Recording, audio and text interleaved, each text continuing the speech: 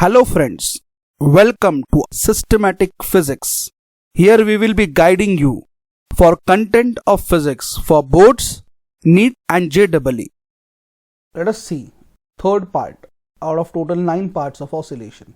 In this part we shall check period of particle in SHM, frequency in SHM, phase of SHM, maximum and minimum velocity of a particle in SHM, maximum and minimum acceleration in SHM, and graphical representation of SHM. Period of particle in SHM. Time required by the particle in SHM to complete one oscillation is called as period or periodic time of a particle in SHM. It's denoted by capital T. You know the expression for displacement of the particle in SHM, that x is equal to a sine omega t plus alpha, where x is a displacement, a is an amplitude, omega is angular frequency, t is time, and alpha is initial phase, that is epoch.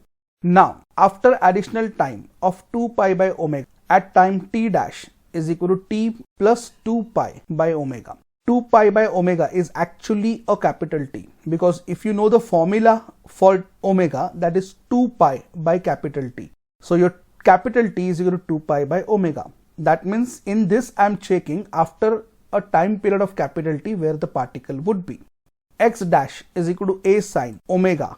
Now in place of t we will write t dash, which is t plus 2 pi by omega. This gives me expression x dash is equal to a sine omega t plus 2 pi plus alpha.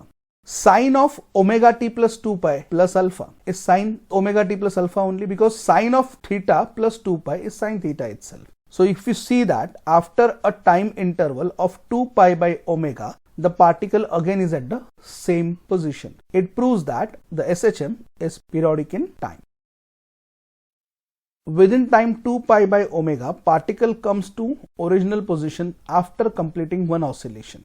T is equal to 2 pi by omega, which I was mentioning in the earlier expression. I know omega square is equal to k by m. I put that value. So what I get, T is equal to 2 pi whole upon square root of acceleration per unit displacement, that is equal to k by m.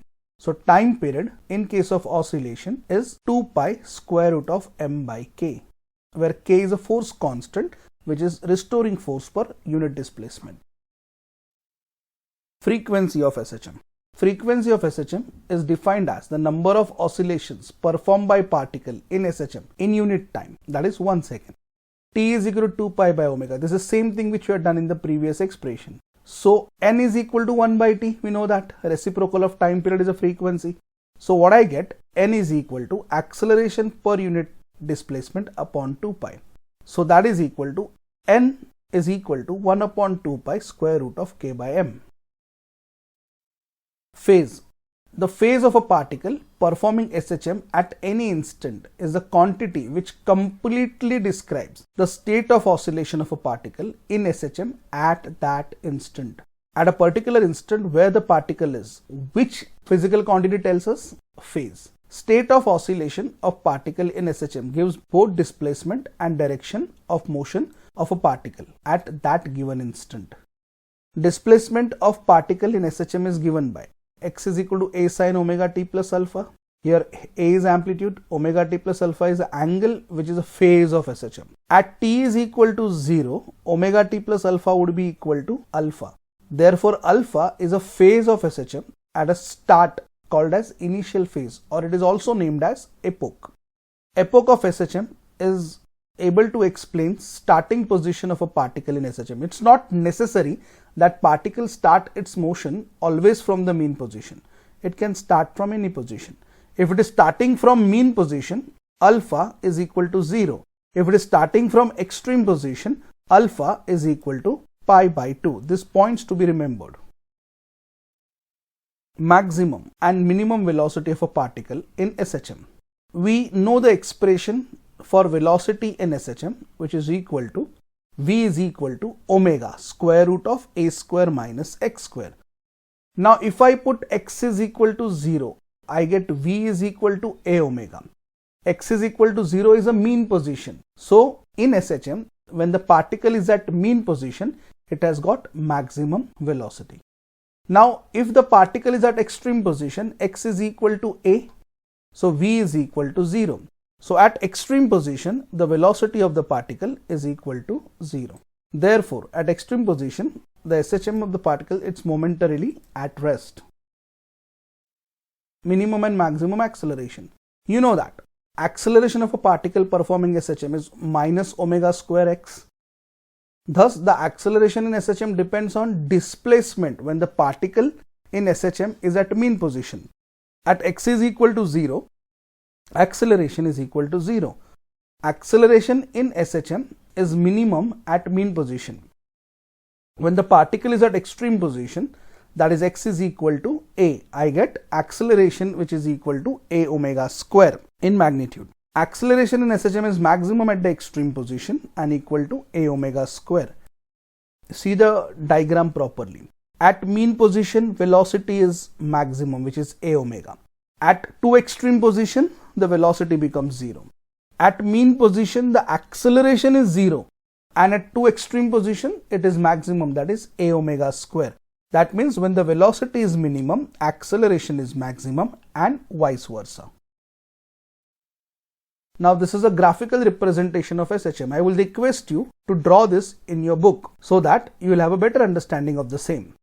There are two cases. Once the particle starts from mean position, and other is particle starting from the extreme position. I will explain you particle starting at mean position in detail. So extreme position would be just sailing through. Now particle in SHM starts from mean position. At mean position, as we learned, initial phase or epoch is equal to what? 0. So we get x is equal to a sine omega t. Now velocity is equal to dx upon dt. So I get v is equal to a omega cos omega t. Now acceleration is equal to dv by dt. So that is minus a omega square sine omega t. Now we have omega is equal to 2 pi by t. Now understand, there are some intervals you'll have to consider. The interval is like, say, from one complete oscillation, we have to divide into several parts or angles. I consider omega t. In the beginning, the angle tone is equal to 0. Then it is pi by 2, then pi, then 3 pi by 2, then 2 pi. And finally, you can even consider 5 pi by 2. That's not necessary, but now you know x is equal to a sine omega t. Put omega t is equal to 0 first. So you get x is equal to 0. Put omega t in the above expression of x. What is the expression of x? X is equal to a sine omega t. Now put omega t is equal to pi by 2. Sine pi by 2 is equal to 1. So x is equal to a. Put omega t is equal to pi. So x is equal to 0. Put omega t is equal to 3 pi by 2. Sine 3 pi by 2 is minus 1. So x becomes minus a. Put omega t is equal to 2 pi. So that is sine of 2 pi is again 0. Now you need to plot this in the graph as shown in the figure. For that you need to find out first velocity and acceleration curves also. Now you know the expression for velocity. V is equal to a omega cos omega t. Put omega t is equal to 0. Once you put omega t is equal to 0, you get v is equal to a omega. Then put omega t is equal to pi by 2. Cos of pi by 2 is equal to 0. So you get velocity is equal to 0. Then put omega t is equal to pi. Cos of pi is minus 1. So v is equal to minus a omega. Put omega t is equal to 3 pi by 2. Again you get velocity 0. Put omega t is equal to 2 pi. You get velocity is equal to a omega.